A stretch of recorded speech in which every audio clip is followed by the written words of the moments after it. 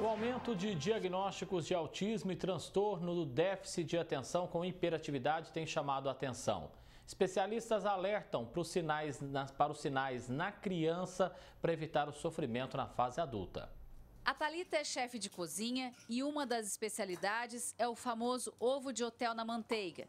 E ela foi mostrar pra gente como faz. Depois do preparo, de untar a frigideira, o segredo é mexer sem parar até ganhar consistência e ficar cremoso. Aí se você gosta de mais gordura, o que você faz é acrescentar um pouquinho mais da manteiga, que ela vai aos poucos derretendo. E o gostinho? Ah, eu sou suspeita, acho que fica uma delícia. Vou provar. Com certeza, eu vou colocar a mesa. E ela preparou uma mesa especial para servir com toda a gentileza. Brindamos um cafezinho e comemos. Durante um bate-papo, Thalita contou que está em processo de descoberta agora, aos 36 anos, a possibilidade de ter transtorno do espectro autista. Um dos sintomas observados é a repetição das falas e a dificuldade de lidar com a raiva.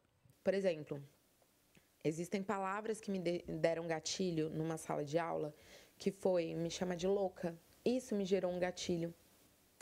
Assim como ocorreu também uma discussão com um amigo meu, a grito me gerou, porque são gatilhos, são lembranças de situações que eu passei. E nisso eu entro num modo que eu me recuo de uma tal maneira que eu entro num modo infantil, que é ou eu vou socar a parede porque eu não sei lidar com aquela raiva, eu não consigo conversar, ou eu vou chorar.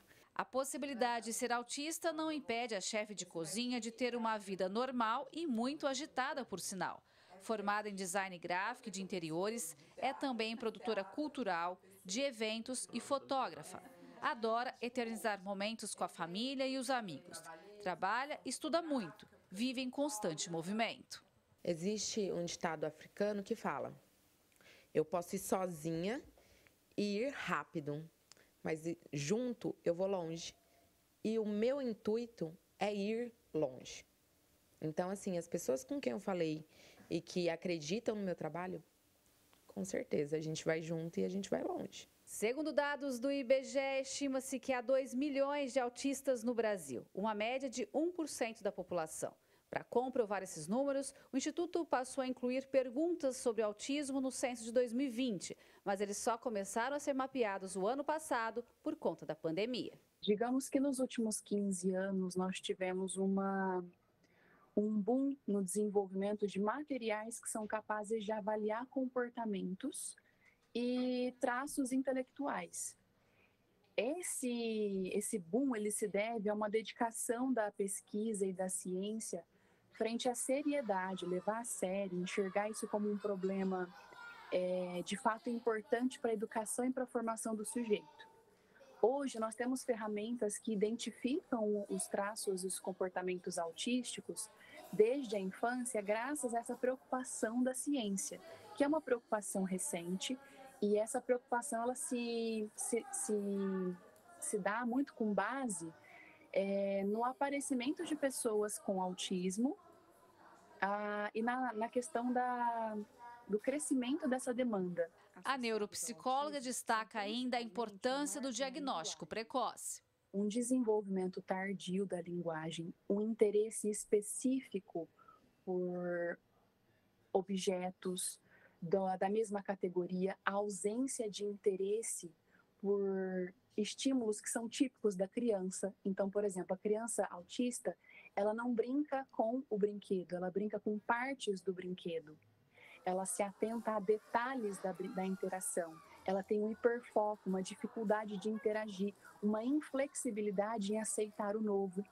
Dentre outras comorbidades que são traços do autismo, que a gente precisa se atentar, como, por exemplo, a seletividade alimentar. Crianças autistas, elas têm uma seletividade alimentar muito significativa. Problemas de alergia de pele, problemas de relacionamento pessoal, problemas de adaptação com a comida na escola. O TDAH, transtorno do déficit de atenção com hiperatividade, é mais um caso que merece a atenção das famílias e pode ocorrer junto com o espectro autista. De tudo, as pessoas podem ser brilhantes com ou sem cada um deles. Ser autista, muitas pessoas associam ao autismo a ou você é muito brilhante ou você é deficiente. E não é sobre o 1 e o 100. É sobre um guarda-chuva que acolhe todas as pessoas. Um autista não fala sobre todos os autistas no mundo. Um TDAH não fala sobre todos os TDAHs no mundo. Quando a gente fala sobre o quanto o cérebro é encantador, é que ele tem esse potencial. Ele tem esse potencial de ser brilhante e de ter dificuldades ainda assim. Quando você tem um coeficiente intelectual alto em uma criança ou um adulto com espectro autista, essa pessoa ela vai ter muitas dificuldades, mas uma facilidade incrível naquilo que for o hiperfoco dela. E é sobre isso, é sobre respeitar a diversidade das genialidades, porque gênios também são diversos, né? Tem o gênio que ele é criativo, é o altas habilidades, e tem o gênio que tem TEA. É um grande espectro. Gislene Lopes para o Jornal da Clube. Vamos seguir falando sobre esse assunto que é importantíssimo. Já no nosso núcleo de jornalismo está a Anita Carvalho, psicopedagoga. Anita, a inclusão é uma das principais ferramentas quando o assunto é autismo. Boa tarde, bem-vinda aqui. Boa tarde. Sim, a inclusão é uma das principais, se não for a principal, né, ferramenta que nós temos aí. Que bom que agora todos estão tendo este olhar para a inclusão. Agora, é claro que ela precisa ser bem feita, bem realizada, bem planejada, para que ela não vire uma exclusão dentro da inclusão. E entender a individualidade de cada um é um bom começo. Sim, é o começo, né? Porque, na verdade, todos nós somos indivíduos únicos. E aqueles que apresentam algum tipo de déficit ou de transtorno precisa receber este olhar das pessoas. Anita, aproveitando a sua experiência, como fazer o diagnóstico em pessoas com o TDAH ou o TEA? Bom, nos dois casos a gente pode diferenciar de uma forma e ao mesmo tempo ter o mesmo olhar. Vou explicar. O TEA não existe um exame específico porque ele não é uma doença, tá? Ele é uma condição. Então, assim, como que a gente faz esse diagnóstico? É pelo comportamento.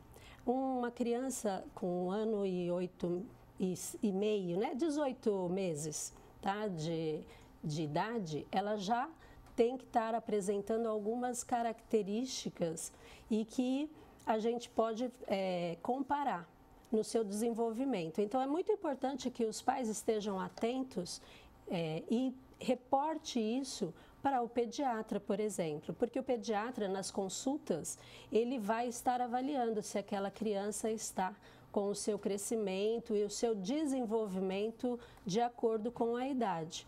E nos TEAs a gente consegue ver porque ele tem dificuldade nas funções que a gente chama de funções cognitivas executivas, como escovar o dente, trocar de roupa, né, marchar, andar.